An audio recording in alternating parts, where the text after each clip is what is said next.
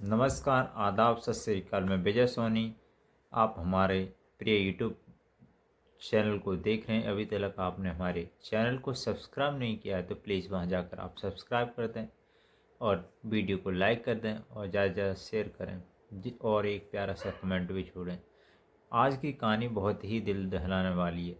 आज जो हम कहानी सुनाने जा रहे हैं वो एक ऐसी कहानी सुनाने वाला है जिसे आदमी को सोचने पर मजबूर करेगी। जी हाँ, आज की जो कहानी है उत्तर प्रदेश राज्य के एक ज़िला पड़ता है मेरठ। मेरठ के पास होती है इंदिरा नगर। इंदिरा नगर के पास होती है मास्टर कॉलोनी। ये कहानी शुरू होती है सौरभ राजपूत और मुश्ताक सस्तोगी से। दोस्तों 2015 की बात है। जो सौरभ अपनी माँ के साथ एक पंडित जी के घर जाता है, वो अपने बारे में पूछने जाती हैं। तो वहीं सौरभ की एक दिन जब ये मुस्कान सस्तोगी होती है तो उसकी मुलाकात हो जाती है, यानी आमने सामने होते हैं और ये नहीं पता चलता है कब दो दो चार हो जाती हैं। आँखों ही आँखों में बात हो जाती है और एक दूसरे को ये नंबर शेयर कर देते हैं और ये अक्सर फ़ोन पर बात करने लगते हैं। इन्हें 8-9 महीने कब गुजर गए इन्हें पता ही नहीं चला। अब ये जो होती है मुस्कान सस्तोगी, इसके माता पिता शादी की बात करते थे। इसी बीच में सौरभ और मुस्कान अपनी अपनी बात पर अड़ंग होते हैं। मुस्कान कहती है चाहे मर जाऊंगी कट जाऊंगी, अगर शादी करूंगी तो सौरभ राजपूत से करूँ। इधर यही कहता है कि मैं उसी लड़की के साथ शादी करूंगा। तो दोस्तों एक दूसरे के ये 2016 में अपनी शादी कर लेते हैं। शादी करने के बाद जो लड़का होता है इंग्लैंड में एक ये होती है नाव जल सेना, उसी में जॉब लग जाती है, अर्थात 1 साल 1-1.25 लाख के लगभग सैलरी पे। तो दोस्तों ये कुछ समय 2018 में इनका एक व्हाट्सअप ग्रुप बनता है और उस ग्रुप के अंदर ऐसे लोगों को जोड़ा गया था वो मुस्कान के क्लासमेट रहे थे, यानी दोस्त फ्रेंड रहे थे। दोस्तों ये फ्रेंड होते हैं तब ये इसका पति आता है और पति आता वो अपने पति से कहती है कि मैं आज पार्टी में जा रही हूँ। इसमें आज की जो व्हाट्सएप की जो हमारी पार्टी है वो बहुत एकदम से खास होने वाली है। खास होने वाली है एक ही अलग। तो इस पार्टी के अंदर जो उसका पहले से जो थोड़ा अफेयर टच में था साहिल शुक्ला, तो उससे मुलाकात होती है। तो ये एक दूसरे के हाथ जानने लगते हैं और जो मुस्कान कहती है कि मेरे पति तो 2-2 3-3 साल में आते हैं। तो ये जो मुस्कान होती है उसे अपना नंबर दे देती है और उसका ले लेती है। तो दोस्तों जब ये सौरभ घर पे नहीं होता था तो ये अक्सर जो साहिल होता है मुस्कान के घर आया जाया करता था। कुछ समय बाद जब उसके पति को किसी व्यक्ति ने फ़ोन से सूचना दी सौरभ को, फला फला आपकी घर कोई व्यक्ति आता है, पड़ोसियों ने और मकान मालिक ने उस पर कॉल कर दी। तो वो आता है। 2 वर्ष का वीज़ा समाप्त होने को कुछ ही दिन बाद, यानी 24 फरवरी को उसकी लड़की का बर्थडे होता है और 27 फरवरी को उसकी मुस्कान की एनिवर्सरी होती है। तो वो कहता है चलो मैं इस बहाने से लड़की और अपनी वाइफ का दोनों का जन्मदिन और एनिवर्सरी सेलिब्रेट करूँगा।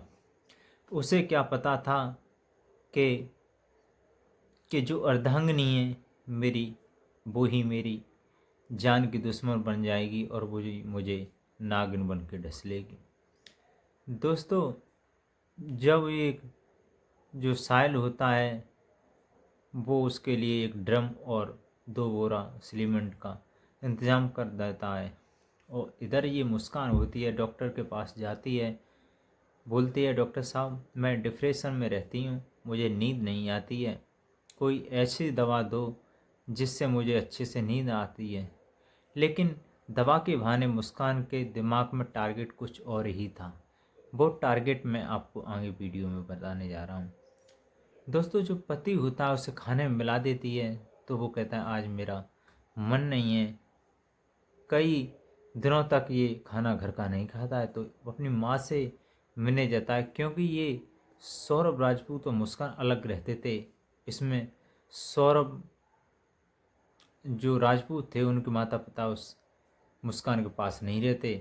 ज़्यादातर कहते हैं कि लव मैरिज वाली लड़कियां माता पिता को रखती नहीं हैं। इन्हीं में से एक मुस्कान राज सस्तोगी होती है। दोस्तों, उसके यहाँ से जो खाना आता है तो वो कहता है, इस टिफ़िन में मैं खाना लेके आया हूँ, इसमें सब्जी भी है, उसे कटोरी में जो है बर्तन में करके ले आइए। तो उसी में जब करती है तो उसमें जो नशीला पदार्थ होती है मुस्कान मिला देती है। और जब उसे खाने के बाद सौरभ राजपूत बेहोशी की हालत में गिर पड़ता है, तो इधर वो साहिल के पास तुरंत फ़ोन मिलाती है। वो कहती है, आ जाइए, वो बेहोश हो गए।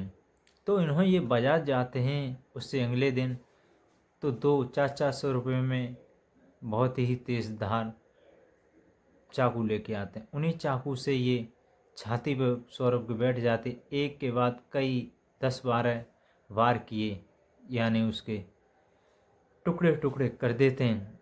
अब ये इनका करें तो करें क्या। पहले तो ये दिमाग लगाते हैं इस डेड बॉडी को घर से बाहर निकालें, क्योंकि अड़ोसी पड़ोसी की नज़र होती है। तो उनके दिमाग में एक आइडिया आता है। वो आइडिया आता है कि क्यों ना इसमें ड्रम में जमा दिया जाए और ऊपर से घोल भर दिया जाए, इससे स्मेल भी नहीं आएगी। दोस्तों, ये स्मेल नहीं आएगी, ये सब कर देते हैं। और जो साहिल के संग चली जाती है शिमला और मनाली घूमने, यानी अर्थात कहते हैं आनंद लेने, जिसे हनीमून भी बोला जाता है। फगुआ अर्थात होली भी खेलती है। और ये दोस्तों जब लौट के अपने घर आती है तो अपने सीधे मायके चली जाती है। जब उसकी सौतेली माँ होती है मुस्कान की, तो बोलती है, बेटा दामाद जी नहीं देख रहे, आखिर दामाद जी है कहाँ। तो दोस्तों कहती है, ज़्यादा पीछे पड़ जाते, वो कहते हैं मैंने मार दिया। तो उसकी जो मम्मी होती हैं सौतेली, जो फ़ोन कर देती हैं पुलिस के पास कि ऐसे ऐसे हमारी लड़की ने बहुत गलत किया है, हमारे जो दामाद हैं उन्हें इसने मार दिया है। तो मार दिया तो पुलिस, तो वो ऐसा ही बोलते हैं कि लड़की को लेके पुलिस चौकी आ जाइए। तो वो चले जाते हैं। तो पुलिस उस मुस्कान से बारीकी से पूछते हैं और बोलती है कि मैंने अपने पति को 13-14 दिन पहले ख़त्म कर दिया है, अर्थात उन्हें मार दिया है।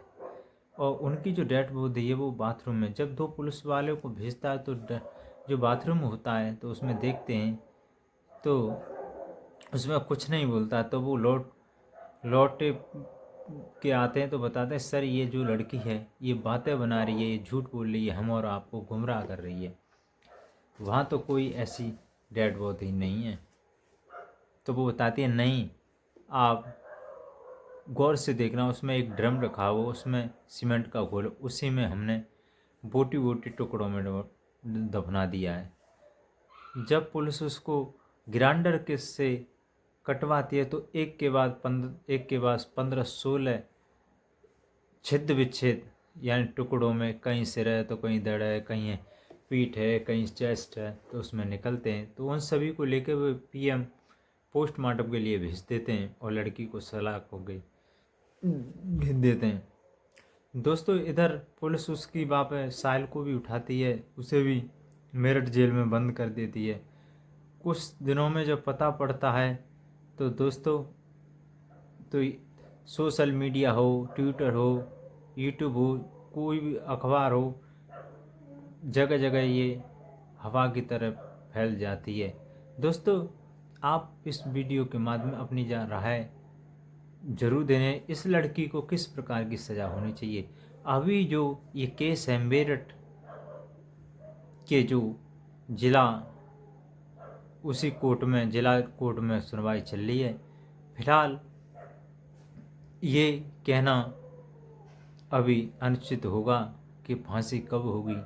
ये जो सौरभ की जो हत्यारों को सज़ा कब मिलेगी, तो दोस्तों मैं बताना चाहूँगा, जो साहिल है और मुस्कान को सज़ा के लिए क्या क्या प्रक्रिया से गुजरना पड़ेगा। दोस्तों, जब जिला न्यायालय इन्हें फांसी की सज़ा बोल देगा, तो कुछ समय बाद तो ये लोग हाई कोर्ट में अपनी अपील करेंगे। वहाँ 40 से 45 तारीखें हो गई, उसके बाद वो भी फांसी की सज़ा पर अपनी शान अर्थात फाइनल फैसला सुना। उसके बाद ये जो लोग हैं उसके वकील और मुस्कान ये सुप्रीम कोर्ट में याचिका दायर करेंगे।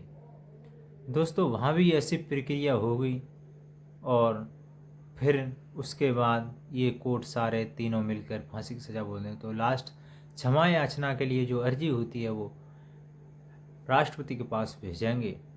राष्ट्रपति के यहाँ विचाराधीन कई सालों रहेंगी। ये राष्ट्रपति के ऊपर है, उन्हें क्षमा करेंगे या मारेंगे, इसमें हमारी राय, मैं अपनी राय कुछ नहीं दे सकता। दोस्तों आप नहीं चाहोगे कि सौरभ राजपूत के हत्यारों को फांसी की सज़ा हो। दोस्तों अभी ये कहते हैं, सन्नी देओल ने अपनी एक मूवी में कहा है, मिलती नो मिलोड मिलती है तो क्या मिलती है, तारीख पे तारीख, तारीख पे तारीख, लेकिन इंसाफ नहीं मिलता है। तो मैं चाहता हूँ गवर्नमेंट से और राष्ट्रपति हाई कोर्ट से कि ऐसी हत्यारों को कड़ी से कड़ी सज़ा दें कि आने वाली जो हमारी कदम कदम कदम गलत उठाने से पहले जो महिला हैं वो 100 बार सोचें, ऐसा कृत्य ना करें। आज हमारे समाज में जो पीएम होते हैं नरेंद्र मोदी जी, उन्होंने कहा बेटी पढ़ाओ बेटी बचाओ। आज ये कांड होने तो कहते हैं बेटी जहाँ तो बहुत बचा ली, अब बेटों को बचाओ। नमस्कार, आदाब, सत श्री अकाल। मैं विजय सोनी। आपको हमारी वीडियो कैसे लगी ज़रूर